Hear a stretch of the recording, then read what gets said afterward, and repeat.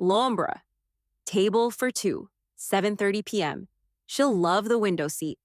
The message appeared light as a blade sliding across silk. I didn't snoop through my husband's phone. I didn't track him. I simply read and understood. My name is Helena Blake. I used to believe that trust was the foundation of marriage. But that night, when I opened the folder labeled Truth on my laptop, I was no longer the rational wife. I was a survivor, and survivors know how to turn silence into a weapon. My name is Helena Blake. I'm 43 years old and a psychology lecturer in Portland. People say I'm the type of woman who lives by logic, and honestly, they're not wrong. I'm not the kind who checks her husband's phone, doesn't track GPS locations, doesn't sit around counting how many work trips this month. I used to believe trust was the foundation of marriage. Until that night, Nathan was in the shower. I was reading in the bedroom. The water ran steadily. And then, ting, a notification lit up on his phone. The screen glowed softly on the nightstand. I meant to ignore it. But for some reason, this time I didn't. I picked up the phone. Not out of suspicion, just a vague instinct, the kind of instinct that, if ignored, becomes a lifetime regret.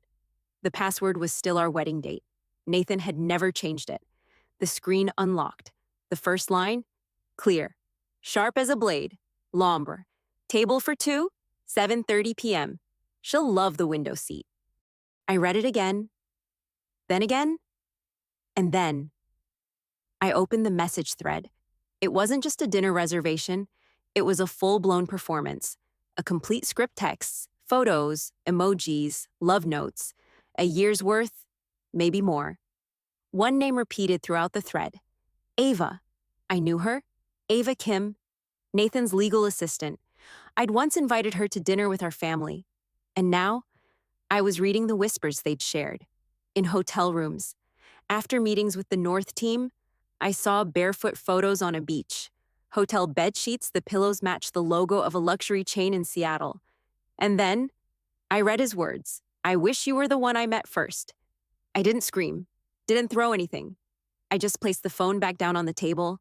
My whole body froze, but my mind had never been clearer. He walked out of the bathroom minutes later, towel around his waist. The hair is still dripping. What are you reading? He asked casually.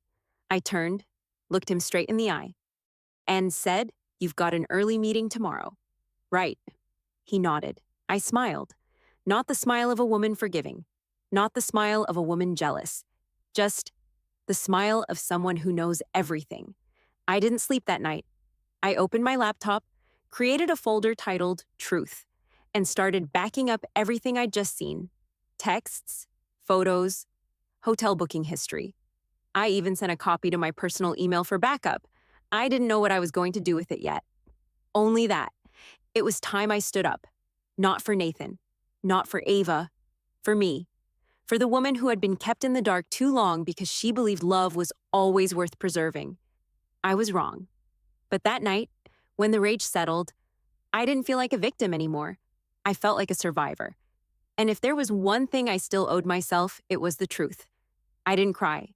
Didn't even breathe heavily. I just looked at Nathan, as if I was seeing who he really was for the very first time. The next morning, I woke up earlier than usual, made breakfast. My hands are steady. My chest was empty. He walked into the kitchen wearing the same cream-colored shirt I used to iron for him. Same smile, same way of pouring coffee without ever asking if I wanted any. Do you need a ride to work today? His voice was light. Innocent? I answered. No need. I've got a meeting down south. I'll head out early. That was it. No confrontation. No evidence was thrown on the table. I didn't need to win by yelling. I would win. With silence. I opened my calendar.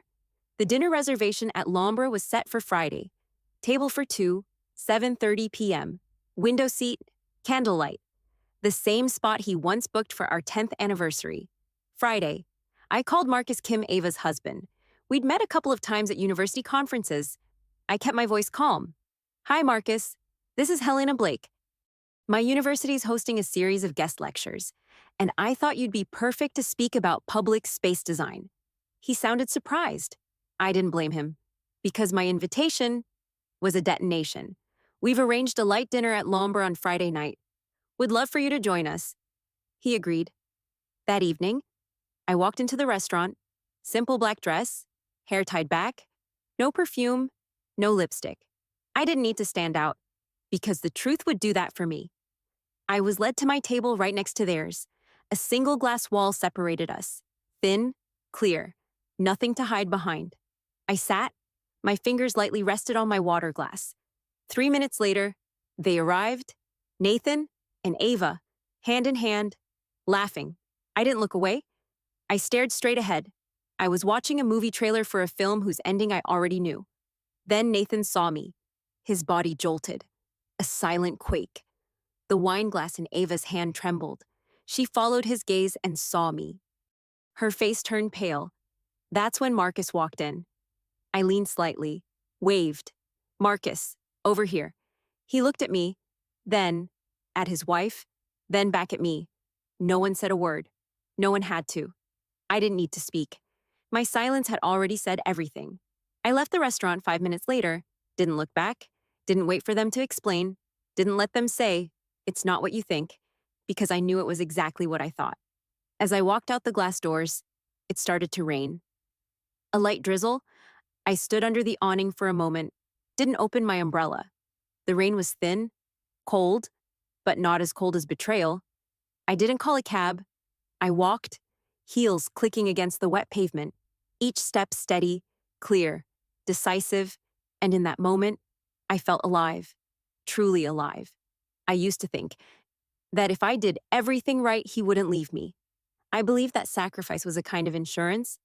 The more I gave up, the stronger the marriage would be.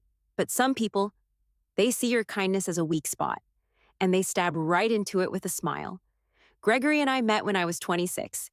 He was a freshly hired economics lecturer, and I already held a master's in finance, working at a venture capital firm in Boston. We came from different worlds. I was raised in an immigrant working-class family. Every dollar I made came from sweat. Gregory, on the other hand, was born at the finish line. I wasn't jealous. I thought I was lucky to love someone who could offer a more stable life. For the first 11 years, I gave up pieces of myself one by one.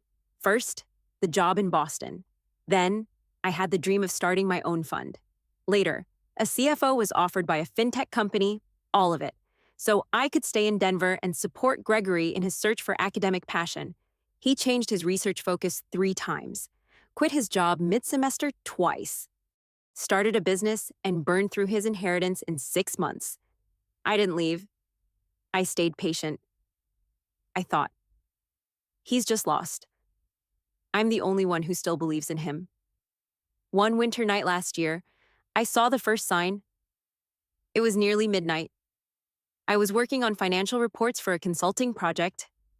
Gregory was asleep, or so I thought. A message came through. His phone was unlocked, the screen facing up. The text read, "Can't wait until the weekend. I miss you." A little blue heart sat in the corner. The sender, Sophie Research Group. I didn't scream, didn't break anything. I just turned off the lights, sat in the dark, listened to the wind slipping through the window cracks, as cold as his hands had been for months. The next day, I checked our joint account. There were just over $600 left. A week earlier, I had deposited a large sum my fee from the project. I printed the statements. Transaction by transaction hotels, restaurants, mobile money transfers, all pointing to one name: Lumiere, French Bistro. I called our old attorney, the one who helped draft our prenup. I asked a single question: is Clause 12 still valid? He answered without hesitation: the fidelity clause. Still intact. Gregory insisted on adding it back then. Remember, that sentence felt like a red line splitting my life in two. Before it, I was a wife trying to hold a family together. After that, I became a woman determined to reclaim everything she'd lost. I hired a private investigator. I wanted photos, I wanted audio, I wanted timestamps, locations, and evidence too solid to deny. And then something landed in my hands, a voice recording of Gregory at a romantic dinner. He said, "She doesn't suspect a thing. She trusts me blindly. Let me get what I want first." I didn't cry. I just stared at the ceiling and whispered in my mind, "We're done." Gregory? But I wouldn't leave in silence. I'd let him implode. Right in front of the crowd, He thought he owned, I don't keep a journal, I don't post things online, I don't call my best friend at midnight to cry. I just opened a new folder on my laptop, named it Asset Recovery, Ava. The first envelope I printed contained our joint account statements, 32 transactions from the same IP address outside of Portland, boutique hotels, jewelry purchases, ATM withdrawals near her office. Some transactions had a name printed directly. Kim AV Enterprises is a secondary account we'd never discussed. I picked up my cup of tea, sat down, and started marking each line with a red pen. I didn't ask Gregory, I asked the bank. I'd like to review all transactions from unregistered devices during February, March, and April. Our personal account manager, Megan, was hesitant, but she didn't say no. When I asked for original signature samples from the wire transfer files, her face went pale. You didn't sign these papers yourself? I smiled. I've never written the word Blake with that kind of curled K at the end. Next, I visited our old lawyer, Douglas Klein, the one who helped us draft the prenup. Did he violate Clause 12? If you've got proof, then yes on multiple levels. Clause 12, the fidelity clause. The very one Gregory had insisted on 17 years ago because he feared I might sleep with my senior colleague.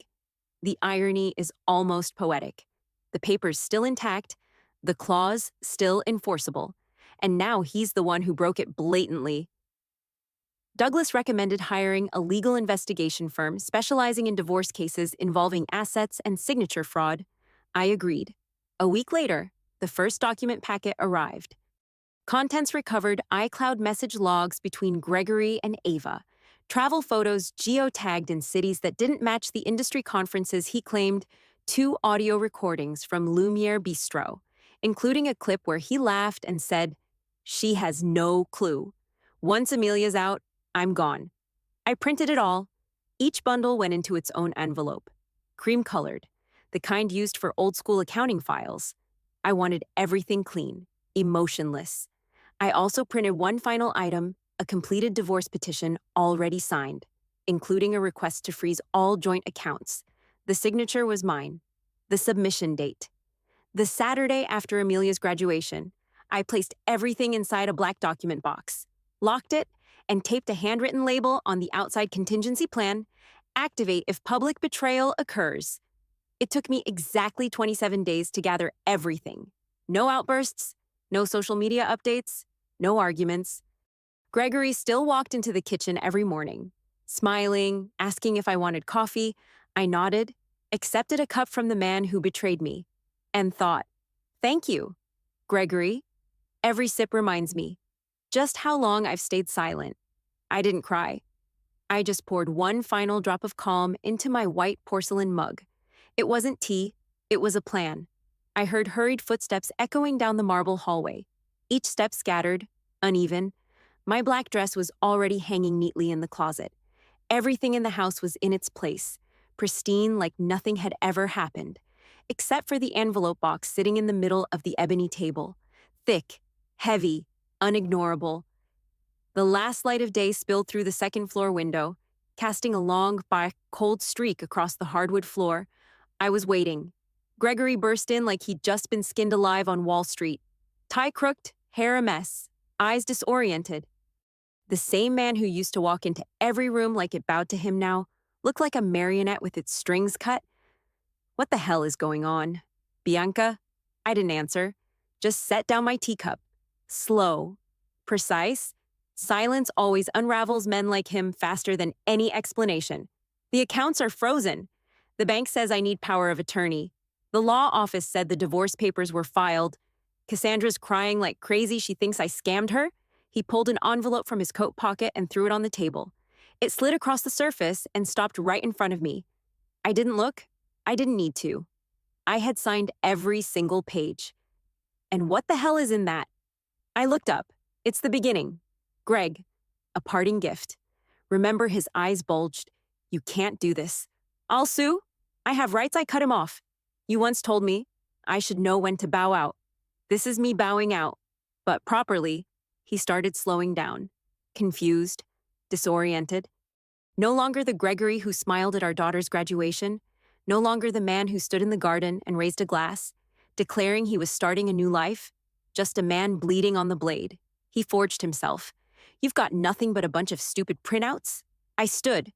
I have a prenup with Clause 12 fidelity clause, and I have a notarized copy signed by your own hand. I pulled out the document, stamped, and sealed it. His signature, slanted and aged, but legible enough to burn him alive in court. I have a recording from your dinner at Lumiere. Your voice. Her voice. Every word, clear. Gregory stepped back. His hand shook. His collar tightened. I saw the sweat bleeding through his white shirt. He was beginning to understand this wasn't a marital argument. This was a downfall constructed with law and silence. And I have the bank extracts. $276,000 was transferred into another name. Without my consent, illegally. I pulled out the statements. Pages clipped, red marks drawn. Gregory said nothing, just stood there like he'd seen his own death sentence. Cassandra needs... We had plans. You don't understand. I gave a soft laugh. Cassandra? I sent her a copy. 2. This time, she understands better than I ever did. I turned and walked toward the door. Not rushed, not dramatic, like collecting something I'd deposited years ago. Gregory grabbed my sleeve. His voice cracked like thin glass crushed by bare hands. Bianca, I was wrong, but you didn't have to destroy me like this. I turned, looked directly into the eyes of the man who'd shared 28 years with me and lied for the last 3. I didn't destroy you. You did that yourself. I just removed the mask. Then I said the final line slowly. Clearly, you can keep your toast from the party. I'll take everything else. I shut the door behind me. That sharp click echoed like a punctuation mark. Not the end of a marriage, but the end of the illusion. 3 weeks after I filed for divorce, Gregory officially moved out. There were no tears, no pleading, just an old van and a man quietly dragging suitcases down the same front steps where I once sat, knitting him a scarf that first winter. I didn't watch it. I was watering the lavender in the backyard. When the door shut, it didn't echo. It was just quiet, genuinely quiet. No pretending, no performance. The house brick by brick, each one I handpicked finally felt like it could breathe again. At the first hearing, Gregory showed up with a young lawyer. He had a red tie, a thick file folder, and a trace of arrogant confidence in his eyes. You could tell he still thought this was just a standard divorce. I didn't need to raise my voice. I had documents, I had evidence, and I had a prenup handwritten by Gregory himself. The judge turned to me. Ma'am, do you confirm this is a prenuptial agreement in effect? Since 2006, I nodded. Yes, and Clause 12 fidelity has never been revoked. Gregory stayed silent. No objections. No defense. My attorney, Ms. Torrance, just smiled and closed the file. Like wrapping up a lecture. Cassandra vanished from Gregory's life by week 2, after the accounts were frozen. I didn't need to send her anything. She understood on her own. When Gregory's van stopped outside a discount grocery store on the far edge of town, I knew. There was nothing left to say. She was looking for a man with a financial future. What she got was a bounced check and a rented apartment. As for me, I reopened Helena Financial Consulting, the project I abandoned 15 years ago for the sake of family. Now, I don't do it for prestige. I do it for women like me, women who once knew nothing about money and were controlled by fear. My first client was a middle-aged woman, fresh out of a financially abusive marriage. Her husband had control of all their accounts, every expense, even her mother's medication. We sat together at a small wooden table. I flipped through her statements, slowly, patiently. Don't worry, I told her. I've been there, and I got out. You will too. She held my hand. It trembled, but her eyes were steady. A month later, I received an invitation to speak at the Women in Wealth Conference in Seattle. The topic, prenups, the silent protector of smart women. I said yes, not to vent, but to remind people when used wisely. The law isn't your enemy. They asked what I wanted to be listed under speaker bio. I wrote, I don't speak from textbooks, I speak from lived experience. Amelia called from school. Her voice was soft but clear. Mom, are you okay? I smiled. I'm okay. And I'm free. She paused. That's the first time I've ever heard you say that. I hung up. Sat still for a while. On the windowsill sat an old envelope, now empty. Nothing left inside. No more proof is needed. I didn't keep it for revenge. I kept it to remind myself. Silence, placed carefully, echoes louder than any scream. No one congratulated me for getting divorced. No party, no applause. Just one thing: peace. The kind of peace only someone who's lived under control can understand. I didn't need Gregory to suffer so I could feel strong. I just needed to no longer be tied to a promise I never kept, and that I accomplished. If you've ever been betrayed, ever felt controlled, ever believed there was no way out, remember the door you need may not slam shut. Sometimes you just need to turn the key yourself. This is Revenge Diaries Uncut, where stories like mine are told without polish, without apology. If you see yourself in Helena, or know someone who needs this story, subscribe. Because justice doesn't always shout. Sometimes it arrives in an envelope and a cup of tea.